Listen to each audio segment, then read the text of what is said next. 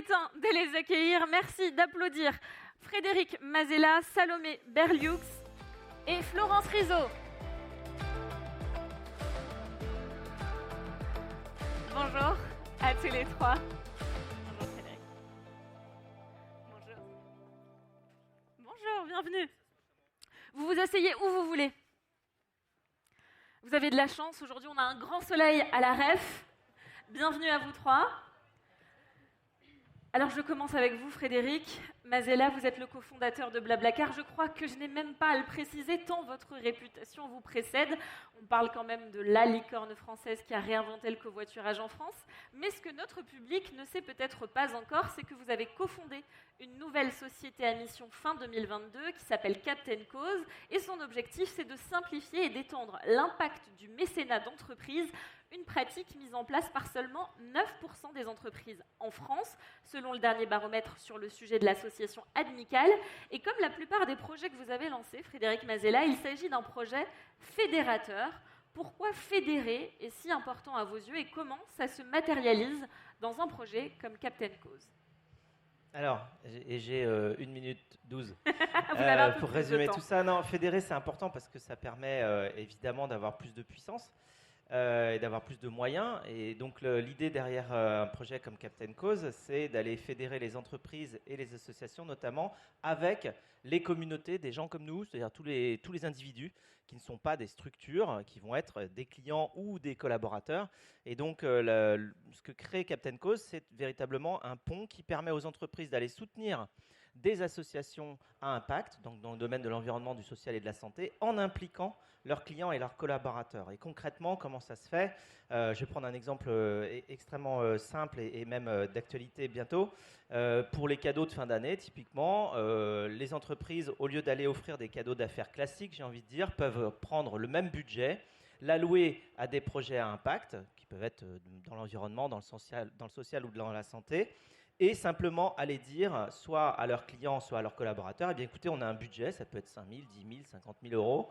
Ce budget-là, on va le distribuer ensemble à des associations qui font des choses très bien sur le terrain et qui aident le reste de la société. Et donc à ce moment-là, on fait voter tout simplement les collaborateurs ou les clients pour les projets à soutenir. Et donc de cette manière-là, c'est gagnant pour tout le monde.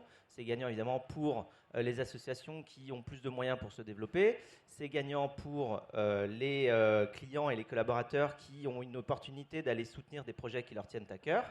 Et puis c'est gagnant pour les entreprises qui non seulement vont financer des choses qui sont bonnes pour la société dans son ensemble, mais en plus vont se rapprocher de leurs clients et les collaborateurs et faire une action positive.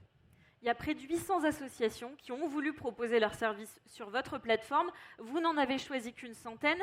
Quels ont été les critères de sélection? Il y en a une quinzaine, si je ne me trompe pas. Oui, alors c'est des critères qui en plus évoluent et s'affinent et se confirment dans le temps.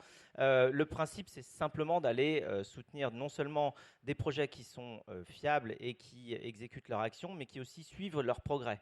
Parce que Captain Cause, c'est non seulement une plateforme de financement de ces projets-là, mais c'est aussi une plateforme de suivi. Donc dans le temps, on va pouvoir voir les progrès de ces associations-là, le progrès des projets qui sont réalisés en fonction des budgets qui ont été alloués. Donc au fur et à mesure que les budgets sont alloués, on suit l'évolution de ce qui est réalisé sur le terrain et toutes les personnes qui ont aiguillé les fonds vers ces associations sont également tenues au courant de ces avancées-là. C'est extrêmement important dans la construction de la confiance qu'on peut avoir dans ces associations. Donc aujourd'hui, on a un peu plus de 150 entreprises qui ont déjà participé sur Captain Cause, qui sont venues soutenir des associations. On a effectivement une centaine d'associations qu'on a choisies pour leur sérieux et leur suivi. Et les 3 dimensions que j'ai citées tout à l'heure, donc dans le domaine de l'environnement, du social et de la santé, on a à peu près 40% dans l'environnement, 30% dans le social et 30% dans la santé.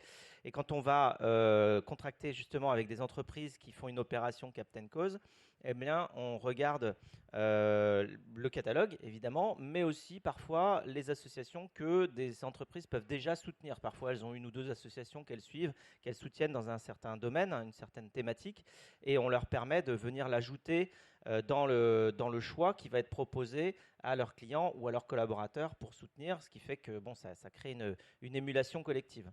Vous parliez de 150 clients, parmi lesquels on peut retrouver Orange, M6 ou Respire. Comment est-ce que vous expliquez le succès de cette plateforme sur un sujet, le mécénat d'entreprise, qui jusqu'alors n'intéressait pas énormément les entreprises?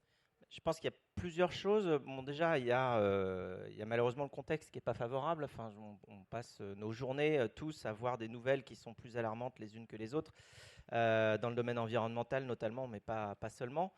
Donc, plus on voit cela, plus ça crée chez chacun de nous une forme de frustration et de peur aussi, et d'envie d'agir. Je pense que voilà, face à des situations dramatiques comme celles qu'on est en train de voir se dessiner, on a envie. Alors, soit, de toute façon, on a deux solutions, hein, soit on s'assoit et on pleure, soit on agit. Et on est là pour agir sur cette scène. Engagez-vous de la REF 2023, c'est le but. Donc, je pense qu'effectivement, ici, on est plus du côté des gens qui ont envie d'agir. Et donc, à ce moment-là, ça déclenche des nouveaux schémas de pensée, des nouvelles manières d'agir.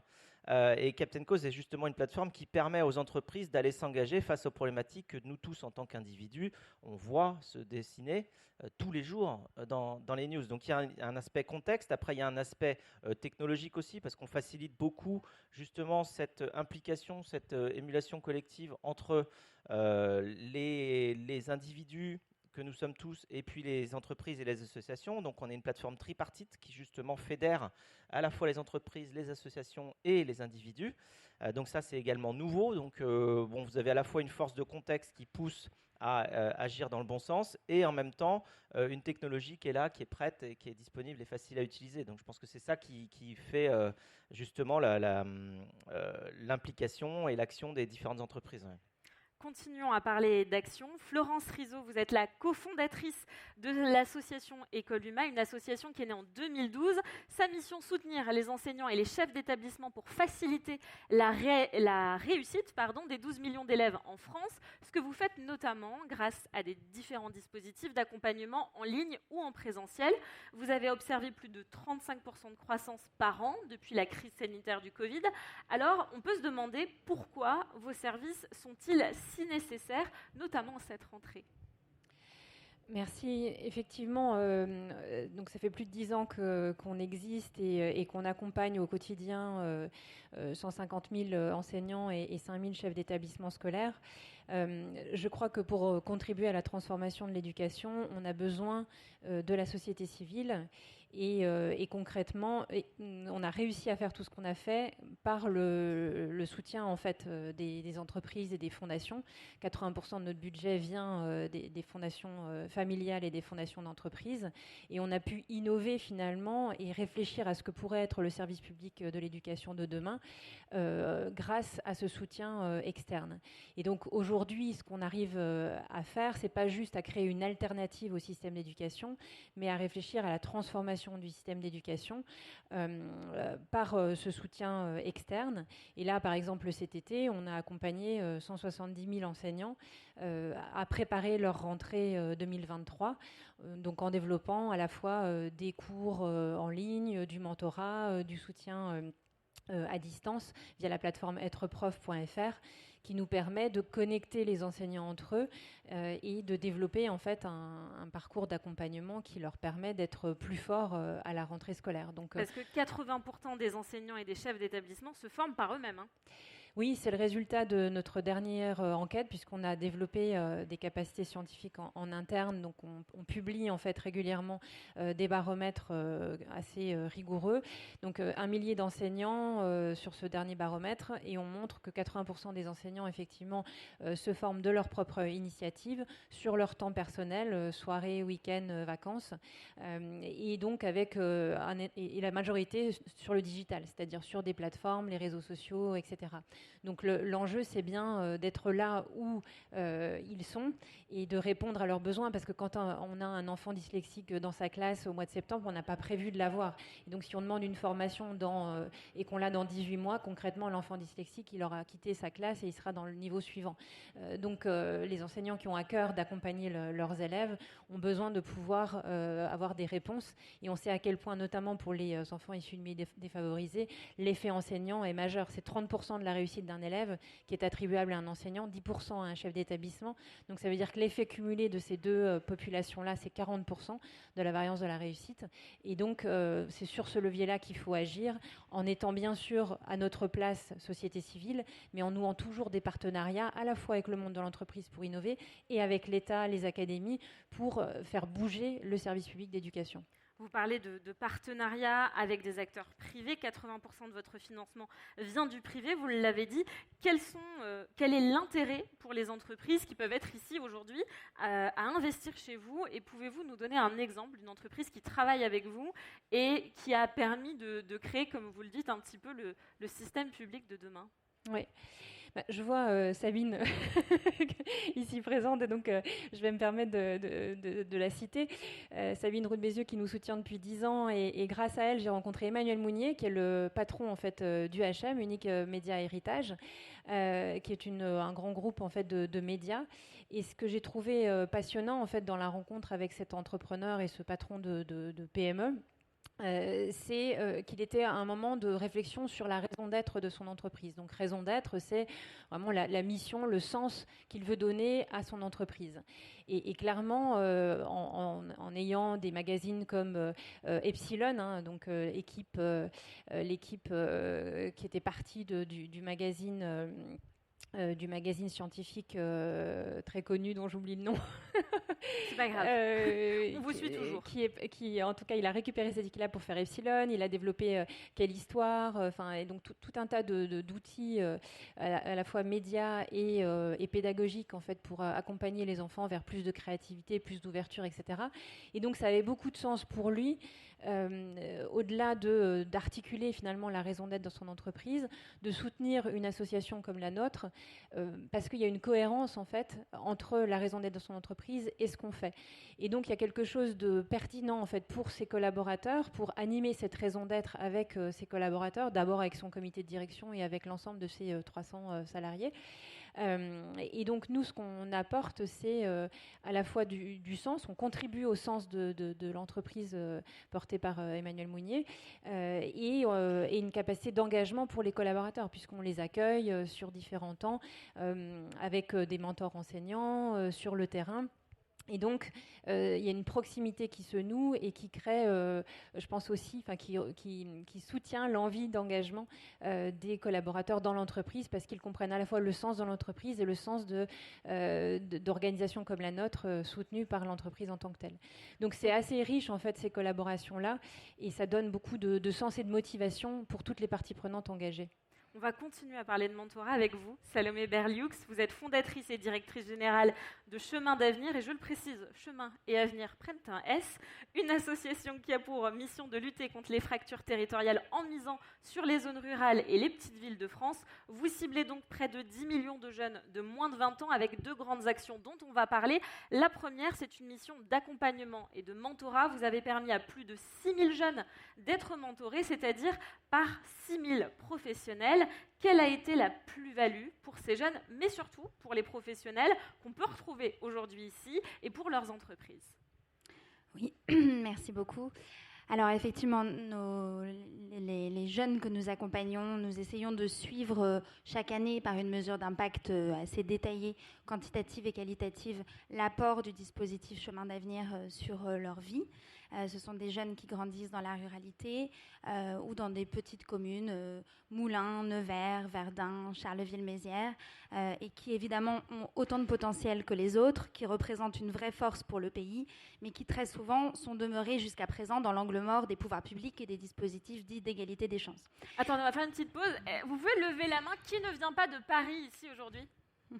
Ah, voilà, on est aussi avec les territoires sur la REF 2023, ça fait plaisir. Oui, alors sachant que ne pas venir de Paris, ça ne veut pas forcément dire venir d'une zone rurale, il y a un certain niveau de granularité qu'on pourrait aller regarder dans le détail, mais effectivement, quand on regarde, et c'est là où c'est un sujet qui fédère notamment beaucoup en entreprise, c'est qu'on vient tous plus ou moins, si ce n'est nous, ce sont nos parents, nos cousins, ou à minima des amis, d'un territoire éloigné de Paris, de Marseille, de Bordeaux, des grandes métropoles et des dynamiques de la mondialisation.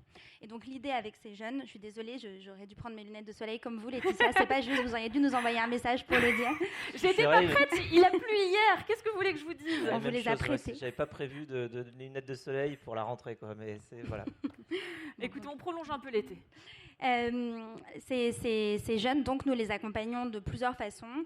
L'idée, c'est de leur permettre de révéler leur potentiel. Ça peut passer par le fait de leur permettre de devenir chef d'entreprise ou de rejoindre une grande entreprise ou une PME sur leur territoire ou ailleurs. Ça passe aussi par le fait de leur permettre de reprendre l'exploitation agricole de leurs parents s'ils le souhaitent, mais dans de bonnes conditions, ou de devenir chef de rayon chez Decathlon, de devenir artisan, commerçant ou enseignant, par exemple. En tout cas, de pouvoir se réaliser, même s'ils viennent d'un petit village des Vosges, de l'Allier, comme c'est mon cas, pour ne citer que ce territoire, ou d'ailleurs.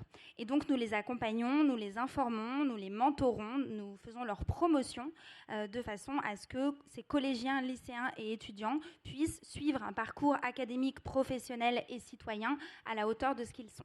Et donc ça passe notamment par ce que nous cherchons à faire, à savoir créer un écosystème de réussite autour de ces jeunes.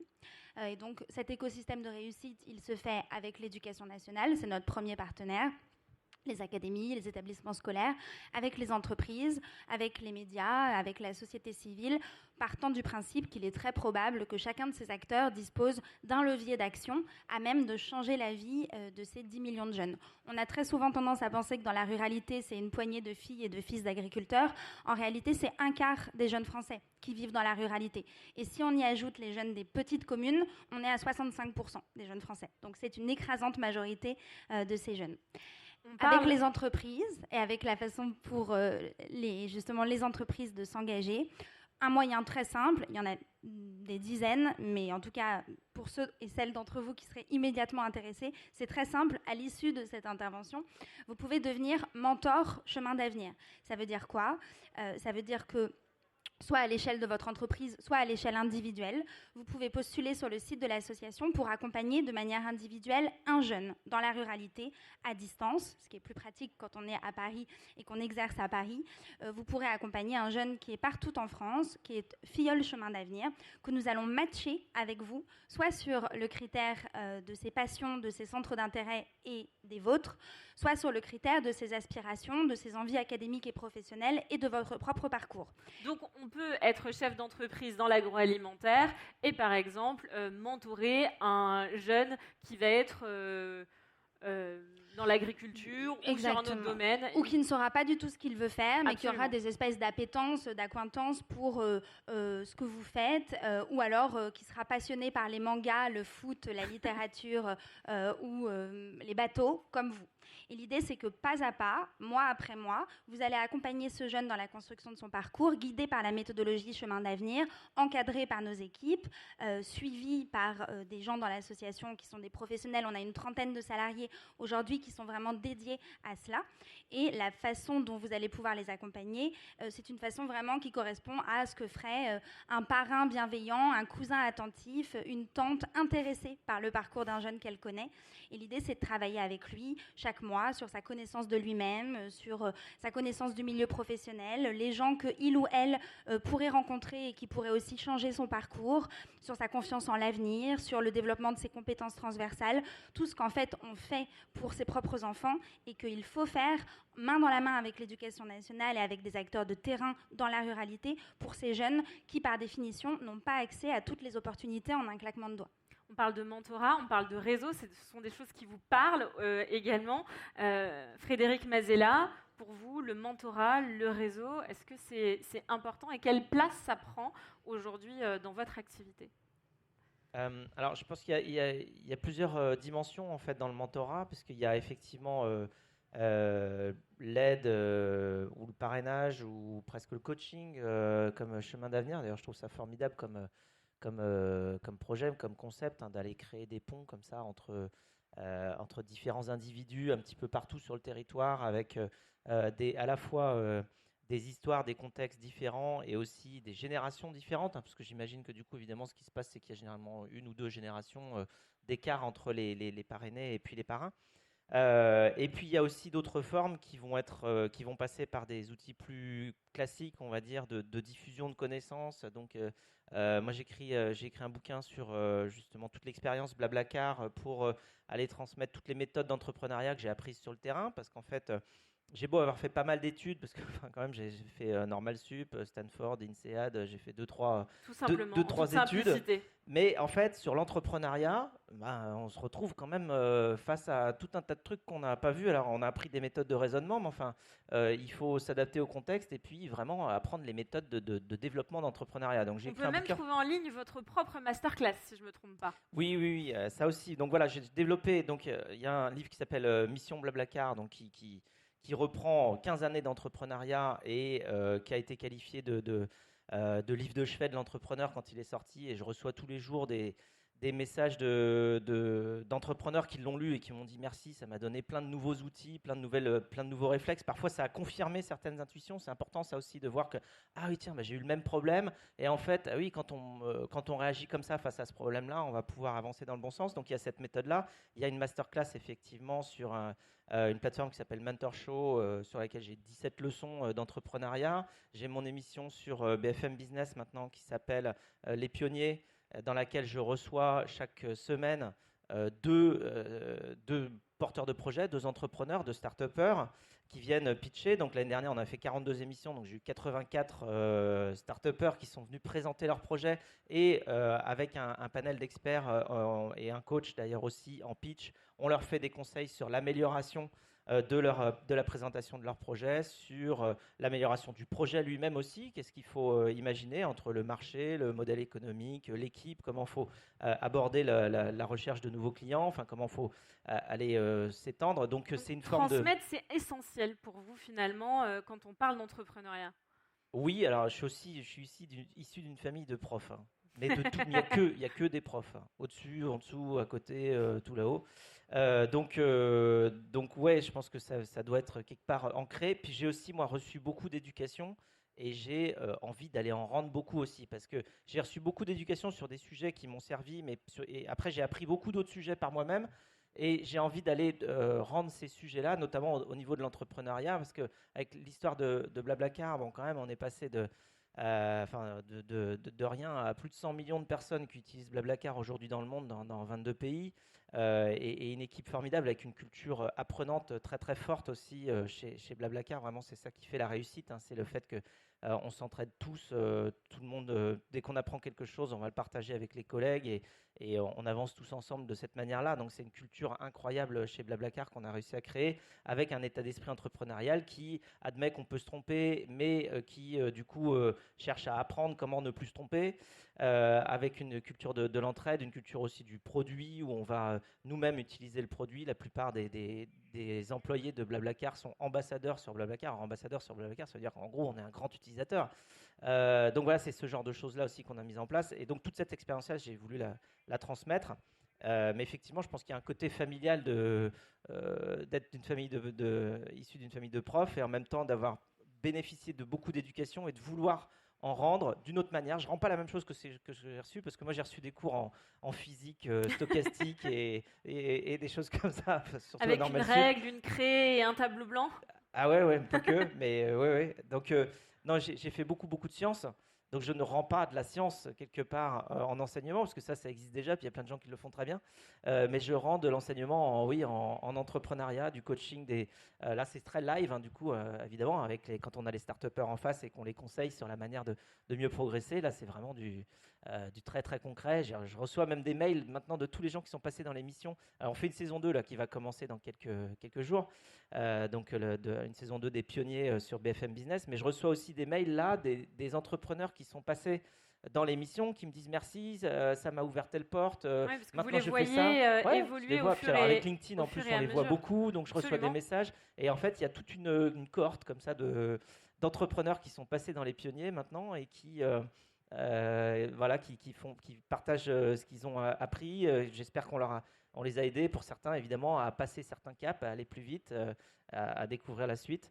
Donc voilà, ouais, non, c'est très réjouissant aussi de voir toute cette énergie. De toute façon, l'entrepreneuriat, c'est ça qui est magique, c'est que ça donne des étoiles dans les yeux à peu près tout le monde. C'est-à-dire quand on est sur un projet et qu'on devient passionné, qu'on a envie de le développer. En tout cas, ici, c'est sûr que l'entrepreneuriat à la REF, vous êtes au bon endroit, ça donne des étoiles dans les yeux. Exactement. Vous parliez de transmettre, et j'aimerais aussi aborder un autre sujet qui est important pour tous les trois.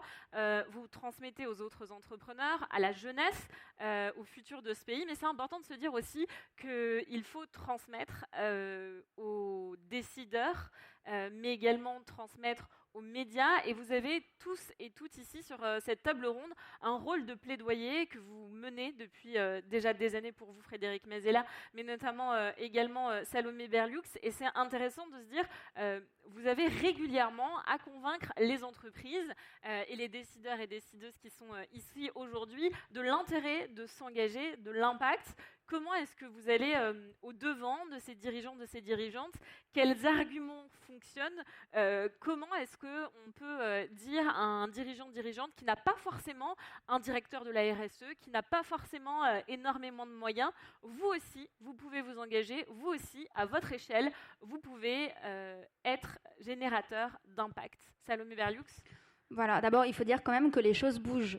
C'est-à-dire que moi, j'ai des interlocuteurs face à moi en entreprise qui sont tous à peu près convaincus du fait qu'il faut s'engager, faire des choses, ne pas être déconnecté des réalités des gens de la société civile, des actions, des associations, et qui se retroussent les manches pour ça. Après, la question, c'est comment le faire bien, comment avoir le maximum d'impact, comment engager les collaborateurs dans cette dynamique, comment être au plus près de la raison d'être de l'entreprise, quelle que soit sa taille, et puis aussi comment aller vers des sujets parfois un petit peu disruptifs et ne pas forcément tous foncer vers les mêmes thématiques de façon aussi à différencier l'entreprise des autres. Je vous donne des exemples concrets.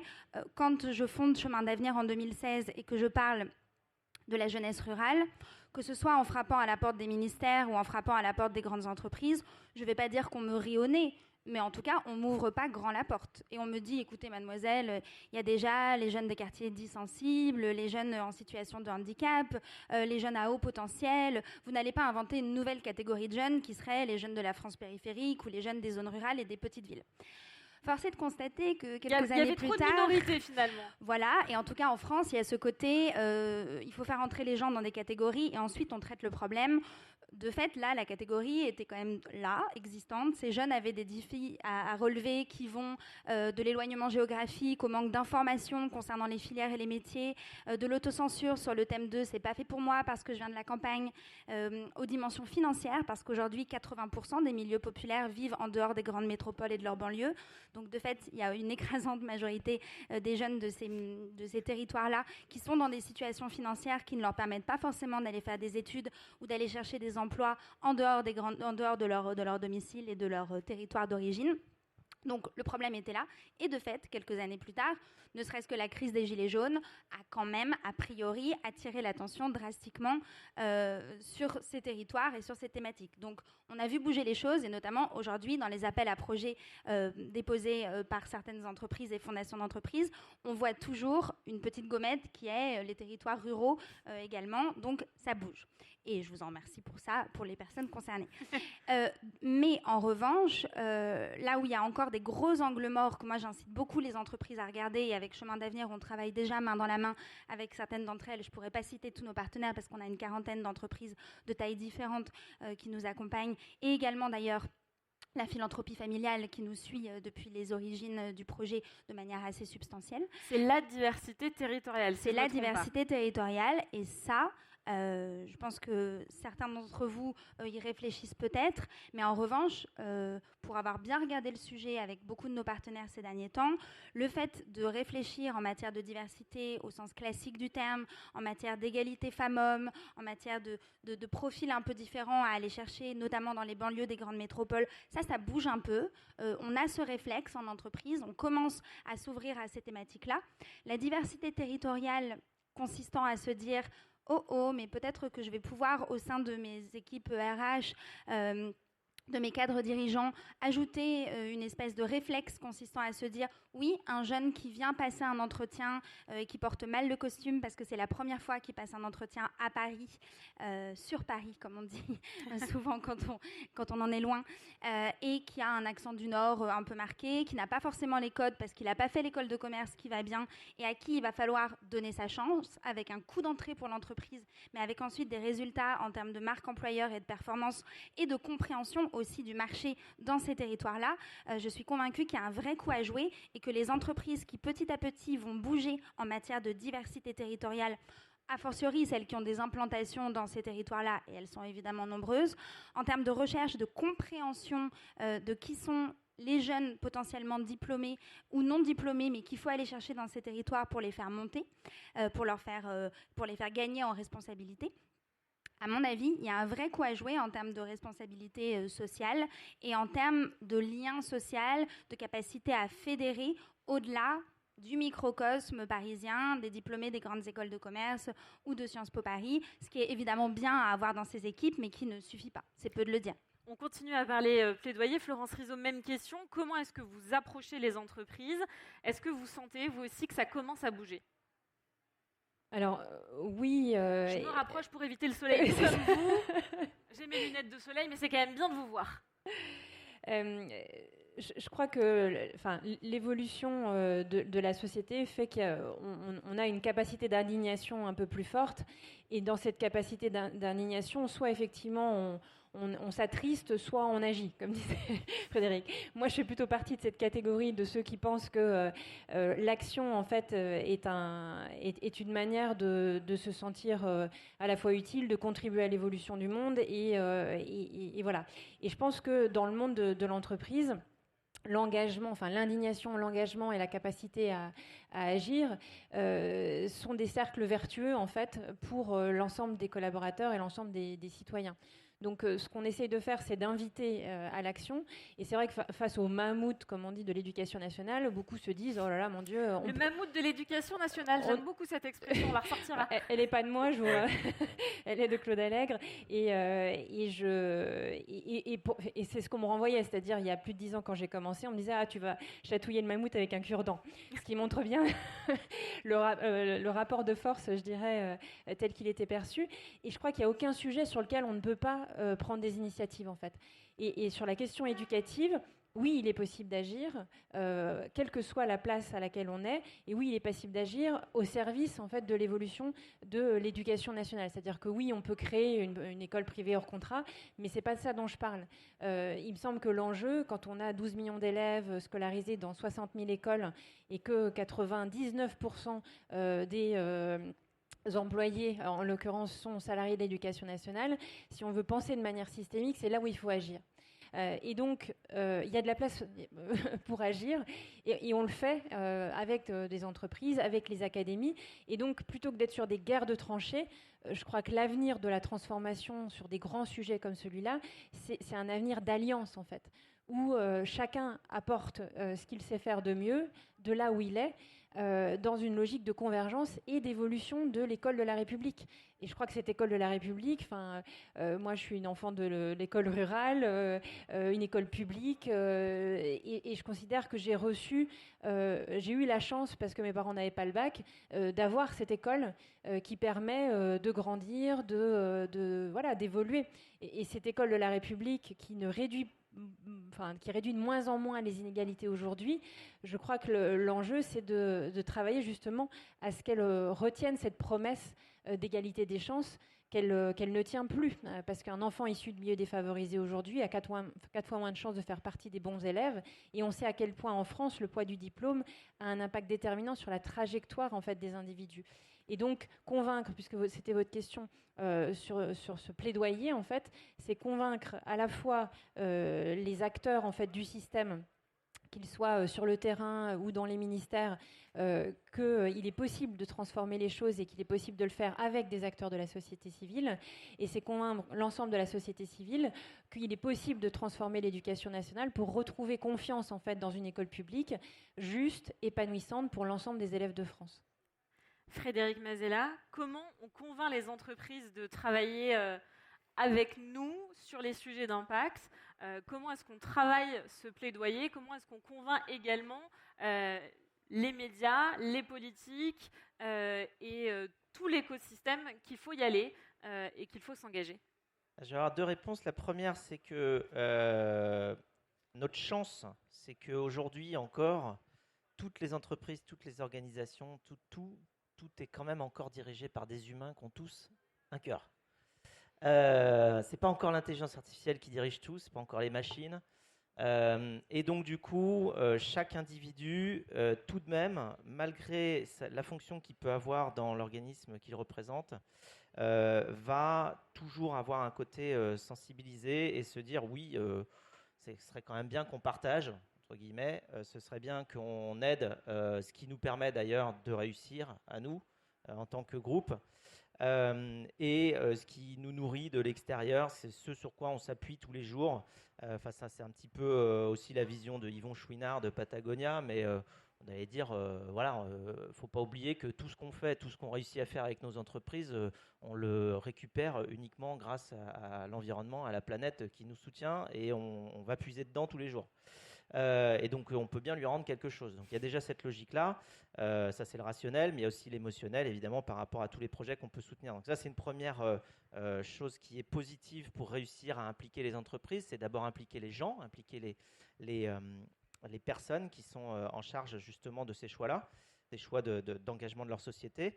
Et puis après, nous, plus concrètement, avec Captain Cause, on a un projet qui est assez simple quelque part à comprendre, puisque généralement, si on parle des cadeaux d'affaires, des cadeaux de fin d'année, eh bien Captain Cause, ça devient un cadeau utile. Et ça devient une manière de dépenser ce budget-là extrêmement efficace pour l'impact justement, et donc il suffit de réaiguiller un budget qui était alloué avant à des objets physiques qu'il faut non seulement évidemment produire, mais aussi expédier et parfois récupérer parce qu'ils ne sont pas forcément livrés à la bonne adresse. Faciliter la vie des entreprises. Facilite, on prend le même budget, mais on dit plutôt on va faire du bien avec ce budget-là, et en plus, en le faisant, ce sera un cadeau pour toutes les personnes qui devaient recevoir un objet physique au départ, mais là elles vont recevoir un don qu'elles vont pouvoir donner à un projet qui leur tient à cœur. Donc ça va être d'une part personnalisé, mais en plus extrêmement émotionnel. Et puis ça ne change pas le budget. Donc en fait, on réaiguille un budget, on l'utilise mieux.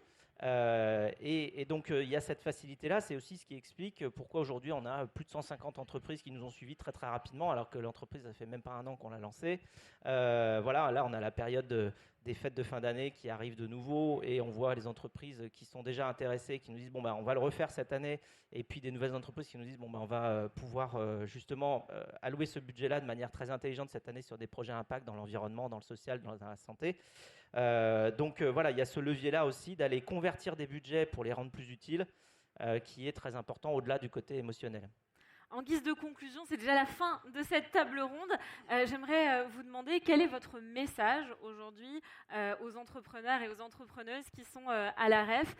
Qu'est-ce que vous aimeriez leur dire sur le sujet de fédérer, de s'associer, de travailler ensemble? Salomé Berlioux? Tant de choses. Une phrase? Oui, c'est ça. Pour être vraiment très concrète, et parce que j'écoutais ce que disait Frédéric et que je pensais à concrètement une jeune fille d'agriculteur dans la ruralité, dans un petit village de la Nièvre, qui pourrait devenir entrepreneur, mais les chances qu'elle y parvienne seule sont quand même très limitées. Donc je dirais que si chacun d'entre nous, puisqu'on est d'une manière ou d'une autre intéressé par l'entrepreneuriat et actif en la matière, si chacun d'entre nous, on allait chercher ce type de profil pour lui donner des clés de lecture, de développement, d'entrepreneuriat et d'impact, comme on le fait pour des entrepreneurs qui sont déjà en train de développer leurs projets. Mais voilà, si on allait chercher au fin fond des territoires ces jeunes avec leur potentiel, leur talent et leur capacité, y compris d'ailleurs économique pour le pays dans un deuxième temps, ça pourrait avoir du sens, à mon avis. Merci beaucoup. Florence Rizzo? Moi, je pense qu'il y a un effet de levier fort quand on accompagne un enseignant, on accompagne 1000 élèves.